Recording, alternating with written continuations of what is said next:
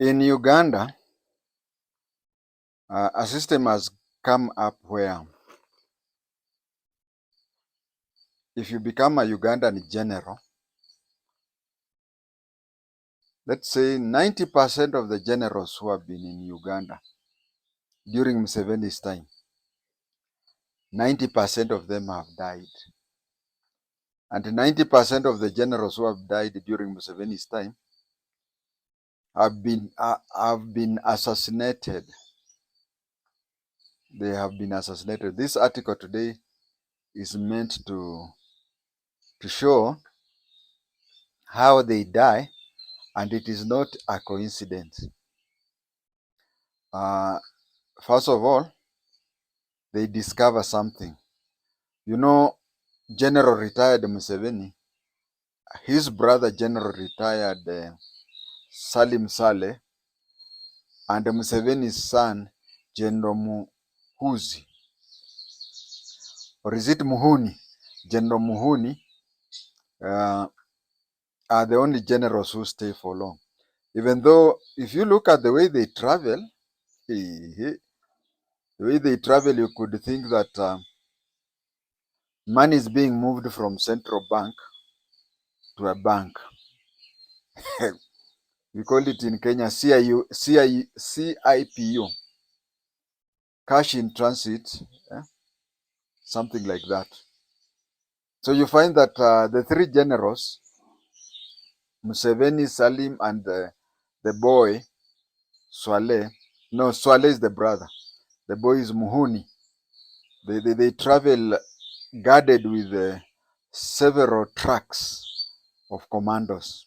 Maybe they know that somebody may want to assassinate them, but they have really assassinated a lot of people. And as I've said, they assassinate people because one, you know, when you go up, it is like for Kenyans, you may remember during Moi's time.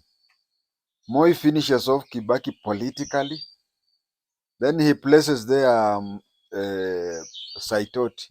When Saitoti is comfortable now, ambition, knowing that the only seat that is remaining the presidency, he removes Saitoti and so on and so forth. So that is how Museveni does. He gets you from level 3, makes you level 2. When you are in level 2, you stay there for some time. You start thinking of level 1. He gets rid of you and again uplifts another general to your level. This thing, I call it revolving doors of Museveni's general. And it was, I was motivated by the attempted assassination of General Peter Elweru. There was an attempt on General Peter Elweru. General Peter Elweru was to be assassinated because of various reasons that I'll say. Lucky for him, he was both lucky and unlucky. Lucky for him, he survived, and the border people picked him and rushed him to hospital. You can see from social media, he's bloodied, and UPDF, as a UPDF soldier comes, they get into a border and he's rushed to the hospital. He was wailing in Kiganda saying, "I'm bleeding a lot, rush me to the hospital before I die." Then he was rushed to the hospital. At the hospital, he recovered and never died. But his dear daughter died in the hail of bullets. His bodyguard also died. The driver saw the border people coming. He tried to increase the speed, but then they came. Over 60 bullets were used on that exchange. One thing that it will never be explained. I don't know why General.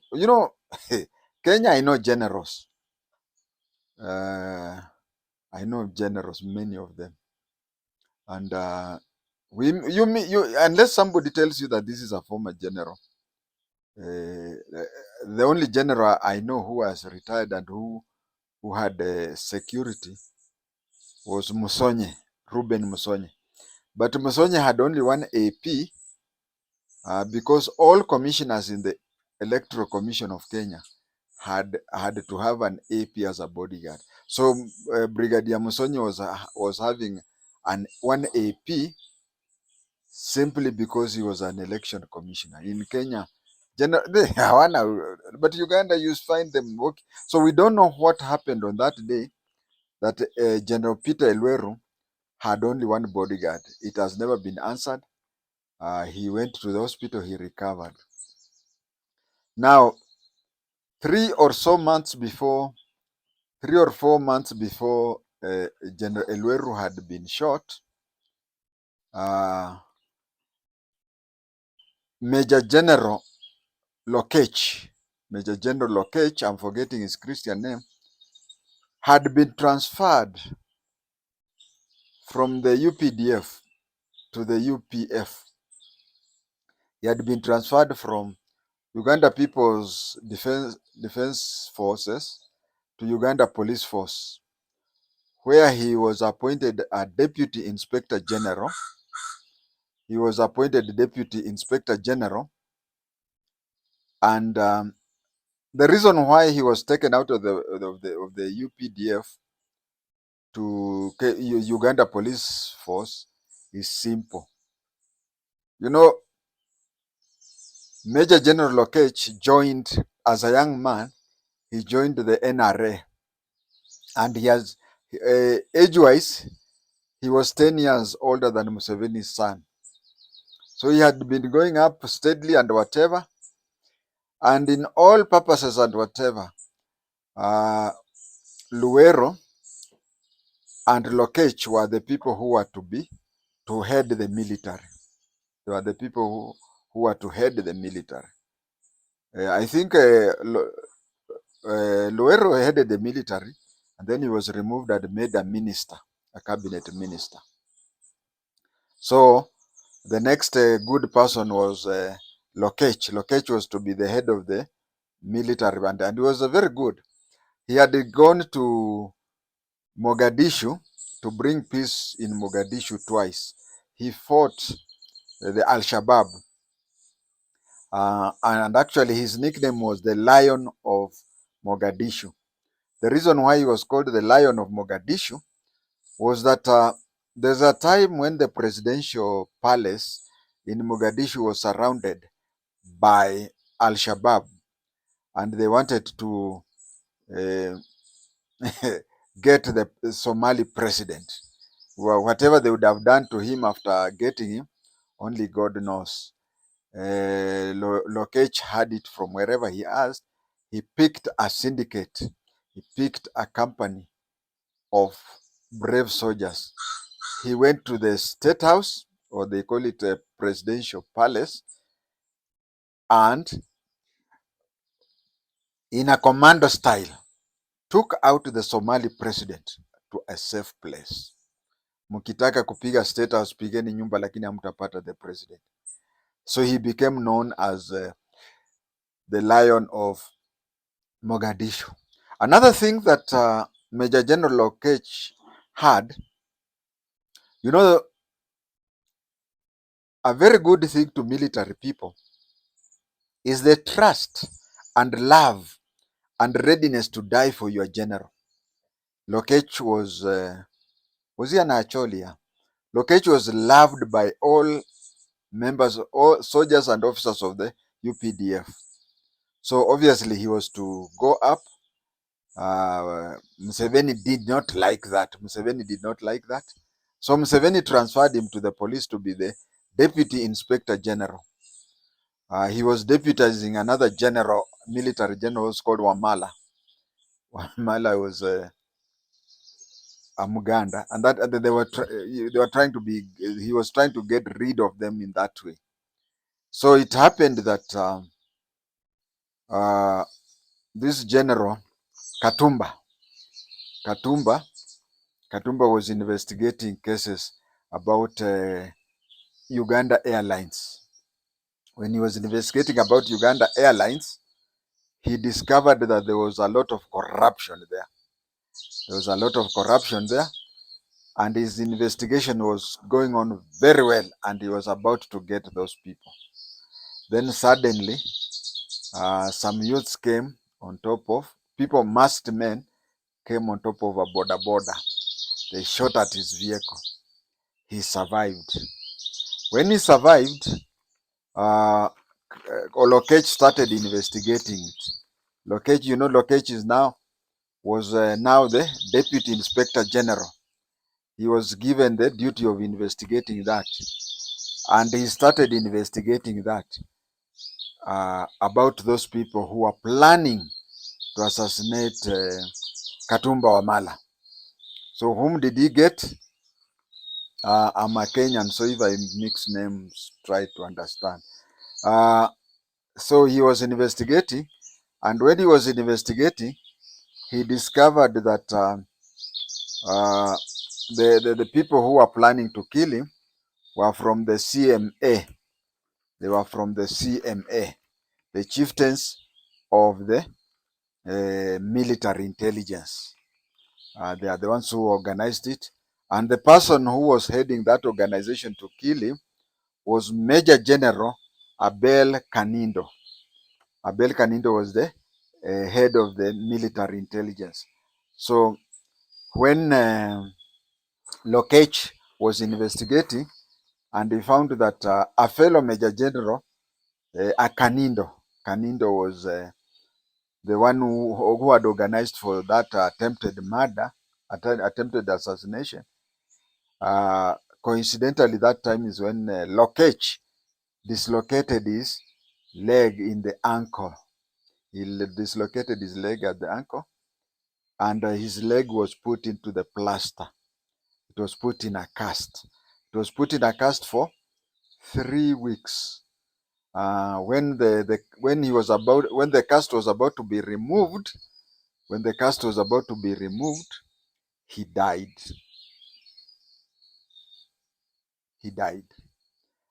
Post-mortem came, and the post-mortem came and found that he died because of blood clotting in his lung. Now he fell, and he was in jovial mood when he was about to get cured. He was in a very jovial mood. He was talking to everybody. He was looking forward to go back to the police headquarters to continue this work. Then suddenly he died. When the information reached President Museveni said, "Those are the ADF pigs. Those are the ADF pigs." And when you hear ADF is a guerrilla organization working inside DRC, Zaire, and when you hear Museveni saying that these are the ADF pigs who killed him, please understand that the killers will never be known, and understand that the killers are closer to the 3 family members who are generals. So Lokech died that way. His daughter Anyango, you remember that his daughter Anyango kept on insisting when she gave testimony on his burial. She said that my father was never sick at all. Her father was a very physically fit person. It's only that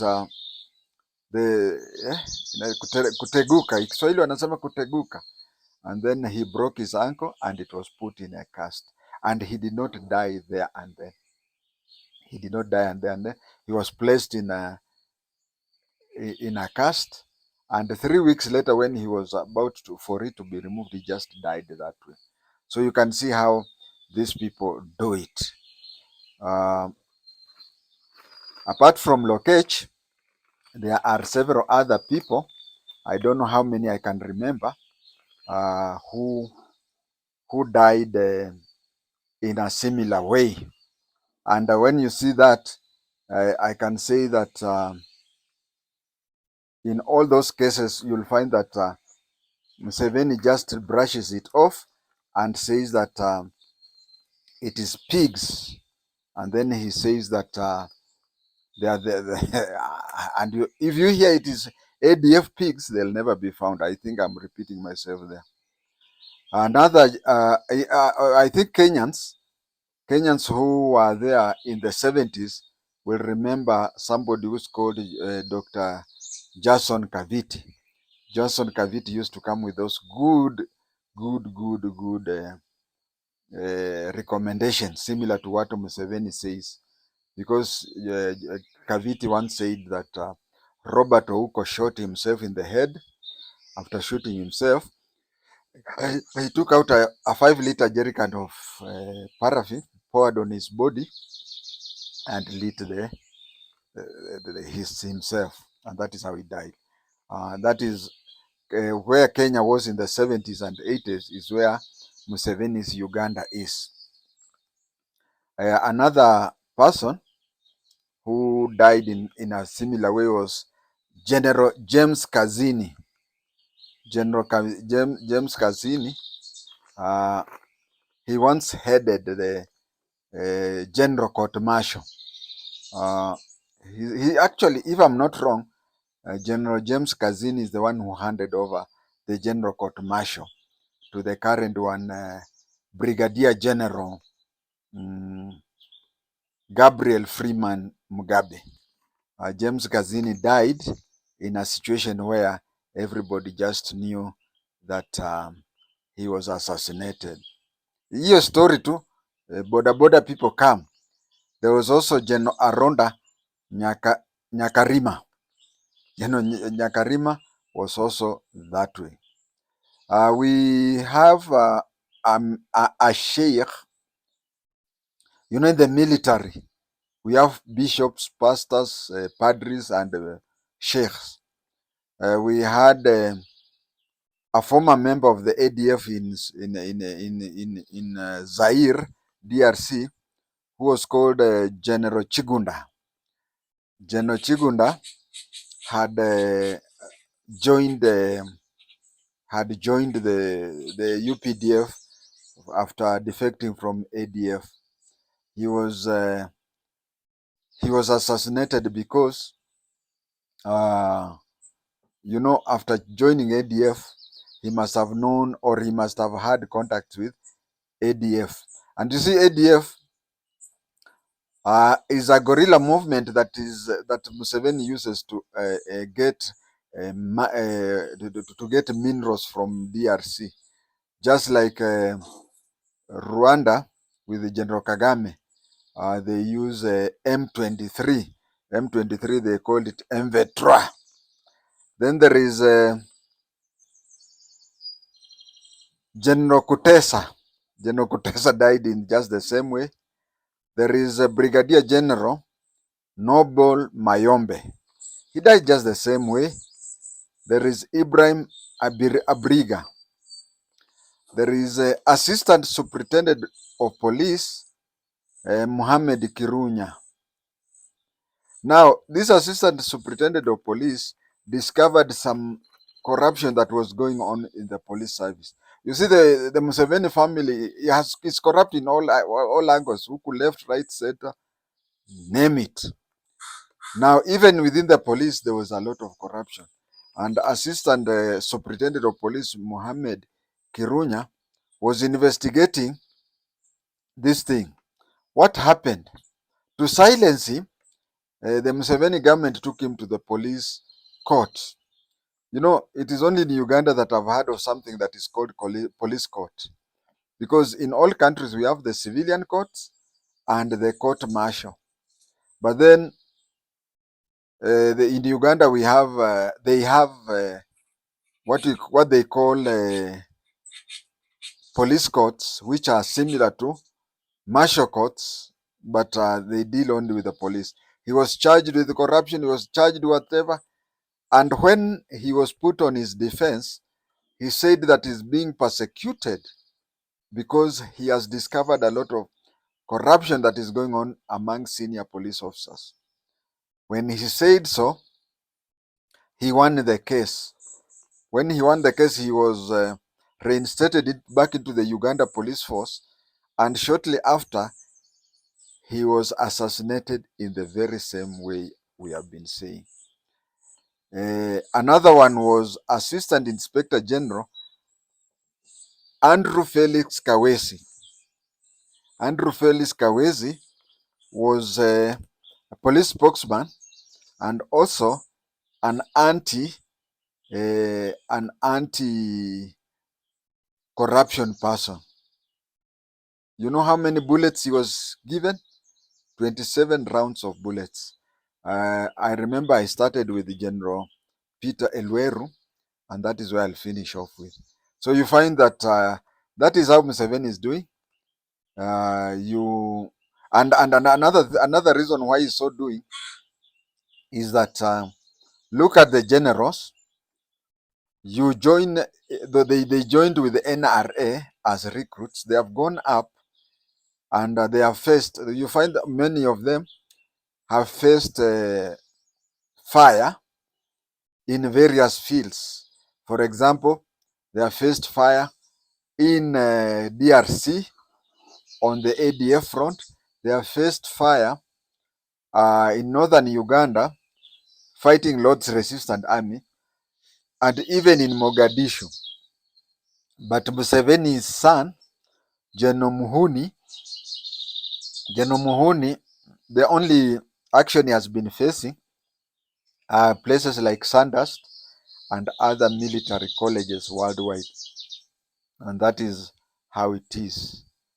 I felt that I should share that with you to know how Museveni is killing his general.